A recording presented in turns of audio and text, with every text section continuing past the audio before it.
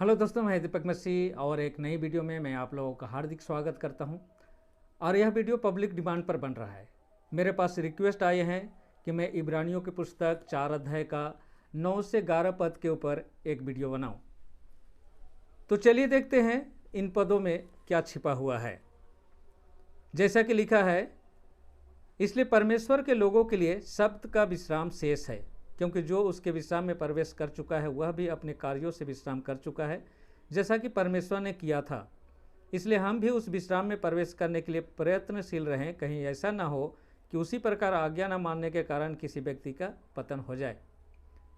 तो यहाँ पर जो 3 वचन दिए गए हैं, इन 3 वचन को हम अलग अलग समझने की कोशिश करते हैं। तो सबसे पहला है 9, जहाँ पर बताया जा रहा है कि परमेश्वर के लोगों का विश्राम अभी आया नहीं है, यानी इन फ्यूचर में है। 10 पद में बताया गया है कि वह विश्राम कब होगा। तो यहाँ पर दिया गया है कि जैसे परमेश्वर ने विश्राम किया था उसी तरह से उनका भी विश्राम होगा। और यहाँ पर 11 पद हमें वार्निंग देते हुए चिताता है, बोलता है कि उस विश्राम में हमें अवश्य जाना है, उसमें प्रवेश करने के लिए प्रयत्न करना है। तो चलिए देखते हैं पौल का इन 3 वचनों का एक्चुअल मीनिंग क्या है। पौल यहाँ पर हमें किस विश्राम के बारे में बताना चाहता है। तो दोस्तों, यहाँ पर पहला पद एकदम क्लियर हमें समझने में मदद करता है कि यह आया नहीं है, आने वाला है। इसका मतलब है भविष्य में है। अब सवाल उठता है कि यह विश्राम कहाँ पर होगा? क्या इस पृथ्वी पर होगा या कहीं और? जब इस विषय को समझने के लिए हम दूसरे वचन का सहारा लेने के लिए हम बाइबल में खोजते हैं तो हमें एक वचन मिलता है, जो है यूहन्ना 14 अध्याय का 1 से 3 पद, जहाँ पर यीशु हमें एक प्रॉमिस कर रहा है कि वह हमारे रहने की व्यवस्था करने जा रहा है। जैसा कि लिखा है, तुम्हारा हृदय व्याकुल ना हो, परमेश्वर पर विश्वास रखो और मुझ पर भी विश्वास रखो। मेरे पिता के घर में रहने के बहुत से स्थान है, यदि ना होते तो मैं तुमसे कह देता, क्योंकि मैं तुम्हारे लिए जगह तैयार करने जाता हूँ। और यदि मैं जाकर तुम्हारे लिए जगह तैयार करूँ तो फिर आकर तुम्हें अपने यहाँ ले जाऊँगा, कि जहाँ मैं हूँ वहाँ तुम भी रहो। तो यीशु अपने घर में हमें इनवाइट किया है और हमें उसके घर में जाना है। तो दोस्तों, यीशु जिस जगह में ले जाने की बातें कर रहा है उसी जगह के बारे में पौल यहाँ पर बताने की कोशिश कर रहा है कि वहाँ हम लोग को जाना है और वह विश्राम हमारा आया नहीं है। कैसे आएगा? हम तो उस जगह में अभी तक गए नहीं हैं, और कैसे जाएंगे जब तक यीशु हमें लेने ना आए। तो यीशु जब लेने आएगा, जब वहाँ पर जाएंगे, तब इब्रानियों के 4 अध्याय का 9 पद पूरा हो जाएगा। और इसीलिए पौल वहाँ पर कहता है कि परमेश्वर के लोगों का विश्राम अभी आया नहीं है। अब यहाँ पर जो उस विश्राम में प्रवेश कौन लोग करेंगे? जो लोग उस विश्राम में जाने की तैयारी करेंगे। इसीलिए पौल 11 पद में चेतावनी देते हुए कहता है कि हमें प्रयत्न करना है, वहाँ जाने की तैयारी करना है, कहीं हम छूट ना जाएं। अब तैयारी करना है तो कैसे करेंगे? हमें पता होना चाहिए कि कब हमारा ट्रेन आएगा, कितने बजे आएगा, तभी हम उस तरह से अपने को रेडी कर सकते हैं। अगर हमें पता ही ना हो कि ट्रेन कब आएगी तो हो सकता है हम सोते रहें और ट्रेन आएगी और चले जाएगी और हमें पता भी ना चले। और हमें पता लगाना है कि हमारे पास कितना टाइम बाकी है, हम कहाँ पर खड़े हैं। और दोस्तों, उसी समय के बारे में ही 4 अध्याय का 10 पद दिया गया है, जहाँ पर पौल बोलता है कि जैसे परमेश्वर ने विश्राम किया था हम भी उसी तरह से उसी टाइम में विश्राम करेंगे। अब हमारे पास सवाल उठता है कि परमेश्वर कैसे विश्राम किया था, और इसका उत्तर हमें मिलता है उत्पत्ति की पुस्तक 2 अध्याय का 1 से 3 पद में, जहाँ पर परमेश्वर 6 दिन काम करता है और 7वें दिन विश्राम करता है। और इसका मतलब हुआ दोस्तों कि हम लोगों का, जो परमेश्वर के चुने हुए लोग हैं, उनका विश्राम भी 7वें दिन होगा। अब यहाँ पर 2 चीज़ कंफर्म हो जाता है कि वह विश्राम 7वां दिन होगा और वह यीशु के घर में होगा, यानी इस पृथ्वी को छोड़कर हमें यीशु के घर में जाने की जरूरत है। अब सवाल उठता है कि वह 7वां दिन हमसे कितना दूर है, हम कहाँ पर खड़े हैं इस टाइम जर्नी में।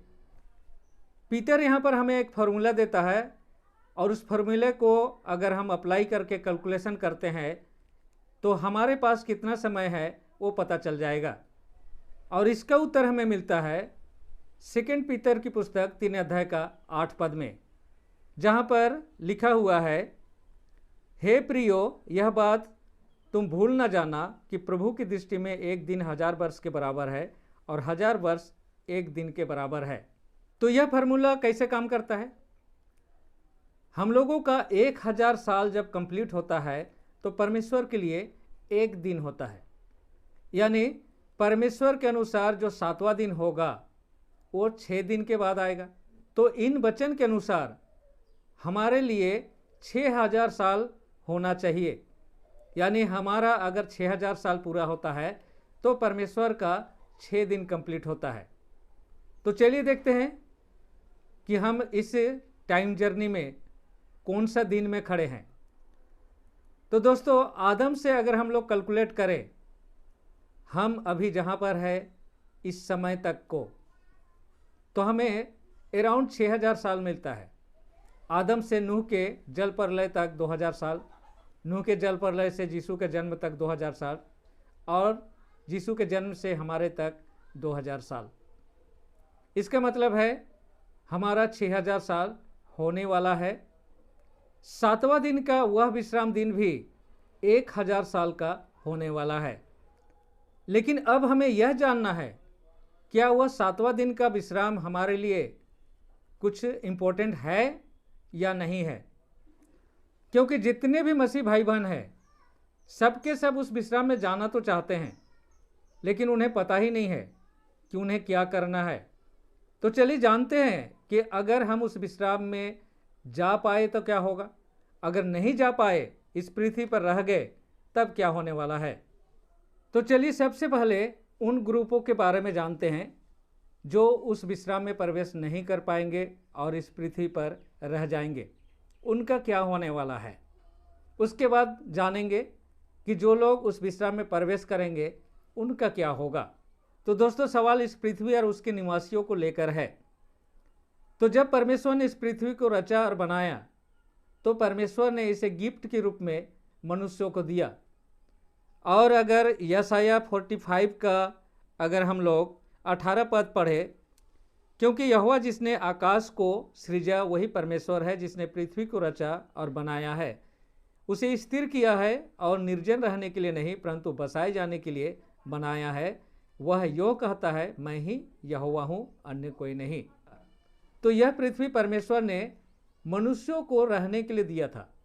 और जब परमेश्वर ने इस पृथ्वी को रचा बनाया था तो परमेश्वर खुद देखकर बोलता है कि बहुत ही अच्छा है, परफेक्ट है। लेकिन आज चारों तरफ देखिए हालत कितनी खराब है।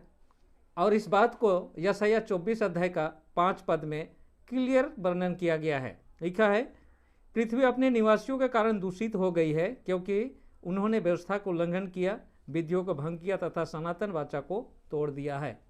यानी यह पृथ्वी क्या हो गई है? दूषित हो गई है।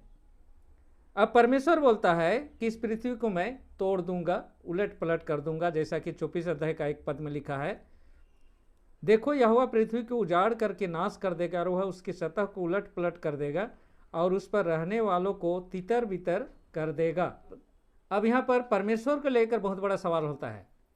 जो परमेश्वर दयालु है, करुणामय है, दया करता है, वही परमेश्वर बोलता है मैं इस पृथ्वी को उलट पलट कर दूंगा। क्यों ऐसा करना चाहता है? जिस पृथ्वी को उसने इतना खूबसूरत बनाया और मनुष्यों को रहने के लिए दे दिया, उसी को संपूर्ण रूप से मिटा दूंगा बोलता है। क्या कारण है? और उसका आंसर हमें मिलता है यशाया 65 का 17 पद में। लिखा है, क्योंकि देखो मैं नया आकाश और नई पृथ्वी को बनाता हूँ और पहली बातें स्मरण न की जाएगी अथवा सोच विचार में भी न आएगी। परमेश्वर बोल रहा है कि मैं नया पृथ्वी बनाने वाला हूँ। इसी पृथ्वी की जगह में यह नया पृथ्वी रिस्टोर होके, रिन्यू होके हमें फिर से दिया जाने वाला है। तो दोस्तों, किसी चीज़ को जो पुरानी हो गई है उसको नया बनाने के लिए पुरानी चीज़ों को तोड़ना पड़ता है। और इसीलिए परमेश्वर बोलता है कि मैं इस पृथ्वी को तोड़ दूंगा, इसको उलट पलट कर दूंगा। क्यों? क्योंकि इसे फिर से नया बनाना है। अब सवाल उठता है कि जो पृथ्वी को परमेश्वर तोड़ने वाला है वो हमारा घर है, और इसीलिए परमेश्वर ने प्लानिंग किया है कि इस पृथ्वी को तोड़ने से पहले यहाँ के रहने वाले निवासी को एक सुरक्षित जगह में शिफ्ट किया जाए, और उसी के लिए यीशु स्थान प्रस्तुत करने के लिए गया है, और जिसका वादा उसने यूहन्ना 14 का 1 से 3 पद में करके गया है। तो दोस्तों, यीशु छठे दिन इस पृथ्वी पर अपने चुने हुए को लेने आएगा, और उसके दूत उनके चुने हुए को इस पृथ्वी से उठाकर बादलों में यीशु के साथ मिलवाएंगे, और उसी समय इस पृथ्वी को तोड़ने का काम शुरू हो जाएगा। और उस समय कोई छूट जाता है, इस पृथ्वी पर रह जाता है, उनके लिए बहुत ही भयानक समय होगा। कितना भयानक होगा उसका वर्णन हमें मिलता है यशायाह 24 अध्याय का 17 से 20 पद में। जैसा लिखा है, हे पृथ्वी के निवासी, आतंक, गड्ढे और फंदे तेरे सामने हैं। उस समय जो कोई आतंक का समाचार सुनकर भागेगा वह गड्ढे में गिरेगा, और जो गड्ढे से बाहर निकल आएगा वह फंदे में फंसेगा। क्योंकि आकाश के झरोखे खुल जाएंगे और पृथ्वी की नींवें डोल उठेगी, पृथ्वी फटकर टुकड़े टुकड़े हो जाएगी, पृथ्वी विखंडित हो जाएगी, पृथ्वी अत्यंत काँप उठेगी, पृथ्वी मतवाले के समान लड़खड़ाएगी, वह झोपड़ी के समान डगमगाएगी, क्योंकि उस पर उसके अपराधों का भारी बोझ होगा, वह गिरेगी और फिर कभी न उठेगी। तो यह पृथ्वी पूरी तरह से तोड़ दी जाएगी। तो जो लोग यहाँ रह जाएंगे उनके लिए बचने का कोई रास्ता नहीं बचेगा। और इस पृथ्वी को तोड़ने के लिए कितना बड़ा भूकंप होगा उसका वर्णन हमें प्रकाशित वाक्य की पुस्तक 16 अध्याय का 17 से 21 पद में मिलता है। जैसा कि लिखा है, सातवें स्वर्गदूत ने अपना कटोरा वायु पर उड़ेल दिया और मंदिर के सिंहासन से एक बड़ा शब्द हुआ, हो चुका। यहाँ पर हो चुका का मतलब है कि जो चुने हुए हैं स्वर्गदूतों ने उन्हें इस पृथ्वी से उठा लिया। उसके बाद तोड़ने का काम। तब बिजली चमकी, आवाज़ और गर्जन हुआ तथा एक ऐसा बड़ा भूकंप आया जैसा पृथ्वी पर मनुष्य की उत्पत्ति से लेकर अब तक कभी नहीं आया था। वह भूकंप इतना बड़ा और शक्तिशाली था, इससे महानगरी के 3 टुकड़े हो गए और राज्य के नगर धराशायी हो गए। 20 पद में लिखा है, सब द्वीप टल गए तथा पर्वतों का पता तक न चला। और 21 पद में लिखा है, मन मन भर के ओले आकाश से मनुष्यों पर पड़ने लगे। तो इतना बड़ा भूकंप और ये ओले गिरने के बाद इस पृथ्वी का जो दृश्य होगा बहुत ही भयानक होने वाला है। और इस दृश्य को हम लोग पाते हैं यिर्मयाह की पुस्तक 25 अध्याय का 33 पद में। जैसा कि लिखा हुआ है, उस दिन जो यहोवा द्वारा मारे जाएंगे वे पृथ्वी के एक छोर से दूसरे छोर तक पड़े होंगे। उनके लिए न तो विलाप किया जाएगा, न वे एकत्र कर दफनाए जाएंगे, वे कूड़े के समान भूमि पर पड़े रहेंगे। तो दोस्तों, इसीलिए पौल वहाँ पर वार्निंग देते हुए हमें समझाने की कोशिश कर रहा है कि हमें इस 7वें दिन का विश्राम में प्रवेश करना है। और वह 7वें दिन का विश्राम कितने दिन का होगा? 1000 साल का। उसके बारे में प्रकाशित वाक्य पुस्तक 20 अध्याय का 6 पद में लिखा हुआ है, धन्य और पवित्र वे हैं जो प्रथम पुनरुत्थान के भागी हैं। इन पर दूसरी मृत्यु का कोई अधिकार नहीं, परंतु वे परमेश्वर और मसीह के याजक होंगे और उनके साथ 1000 वर्ष तक राज करेंगे। तो ये 1000 वर्ष का यही 7वां दिन है दोस्तों, जिसके बारे में पौल वहाँ पर मेंशन किया है। और इसी 1000 साल के 7वें दिन को भूल ना जाए, इसको याद रख सके, इसलिए परमेश्वर ने वीकली सब्बत यानी वीकली 7th डे सब्बत को उसने इस्टेब्लिश किया। और इसे उसने क्रिएशन स्टोरी में ही इस्टेब्लिश किया था, क्योंकि जब स्वर्ग में युद्ध हुआ था परमेश्वर जानता था कि इस पृथ्वी पर शैतान क्या करने वाला है। इसलिए इन एडवांस प्लानिंग परमेश्वर पहले से टाइम को फिक्स कर दिया था। और इसीलिए परमेश्वर बोलता है कि मेरे इस विश्राम दिन को तुम भूल मत जाना, याद रखना, क्योंकि हमारे पास सिर्फ 6 दिन है अपनी तैयारी करने के लिए। 7वां दिन या तो हम यीशु के साथ जाने वाले ग्रुप में होंगे और नहीं तो इस पृथ्वी पर डिस्ट्रॉय होने वाले ग्रुप में गिने जाएंगे। अब चॉइस आपके पास है कि आप जाने वाले ग्रुप में रहना चाहते हैं या इसी पृथ्वी पर अब चाहते हैं कि आपका अंत हो जाए। तो मैं विश्वास करता हूं कि आप लोगों का जो क्वेश्चन था उसको समझने में ज़रूर मैंने मदद किया है। अगर वीडियो अच्छा लगा हो तो इस वीडियो को लाइक ज़रूर करें और इसी तरह का और भी वीडियो देखने के लिए मेरे चैनल को सब्सक्राइब करके बेल आइकन को दबाकर ऑल सेलेक्ट करना ना भूलें। मेरे चैनल में जितने भी सब्सक्राइबर हैं उसमें से 90% लोगों ने सब्सक्राइब तो किया है लेकिन बेल आइकन को ऑन नहीं किए हैं, जिसके कारण वीडियो का नोटिफिकेशन आप तक नहीं पहुंच रहा है और उस वीडियो को आप नहीं देख पा रहे हैं। तो आज का वीडियो मैं यहीं पर समाप्त करता हूं। मिलता हूं अगले वीडियो में। तब तक परमेश्वर के आशीषों का आनंद उठाइए। धन्यवाद।